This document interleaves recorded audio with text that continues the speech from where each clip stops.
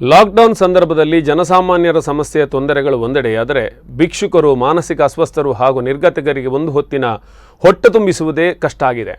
ಈ ಸಂದರ್ಭದಲ್ಲಿ ಕೆಲವು ಸಾಮಾಜಿಕ ಕಾರ್ಯಕರ್ತರು ಅನ್ನ ನೀಡಿ ಮಾನವೀಯತೆ ಮೆರೆದಿದ್ದಾರೆ. ಸಾಮಾಜಿಕ ಕಾರ್ಯಕರ್ತ ಅನ್ಸಾರ್ ಅಹಮದ್ ದಾನಿಗಳ ನೆರವಿನಿಂದ ನಿರ್ಗತಿಕರಿಗೆ ಉಚಿತ ಊಟದ ವ್ಯವಸ್ಥೆ ಕಲ್ಪಿಸಿ ಮಾನವೀಯತೆ ಮೆರೆದಿದ್ದಾರೆ. ಉಡುಪಿಯ ಬಸ್ ನಿಲ್ದಾಣ, ಆದಿ ಉಡುಪಿ, ಕೃಷ್ಣಮಠದ ಪಾರ್ಕಿಂಗ್ ಮುಂತಾದ ಕಡೆ ಇದ್ದ 100ಕ್ಕೂ ಹೆಚ್ಚು ಮಂದಿಯ ಹಸಿ ನೀಗಿಸುವ ಕೆಲಸ ಮಾಡಿದ್ದಾರೆ. ಅನ್ನ, ಸಾಂಬಾರ್ ಮತ್ತು ಉಪ್ಪಿನಕಾಯಿ ಇರುವ ಪೊಟ್ಟಣಗಳನ್ನು ಮಾಡಿ ಅವರಿರುವ ಸ್ಥಳಕ್ಕೆ ಹೋಗಿ ಊಟ ವಿತರಿಸಿ ಮಾನವೀಯತೆ ಮೆರೆದಿದ್ದಾರೆ.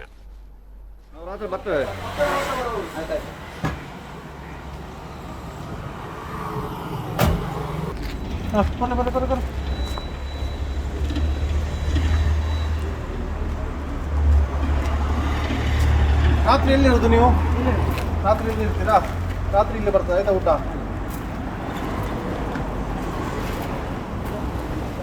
ಇಲ್ಲಿ ಬರಲಿ ಕೊಡುವ.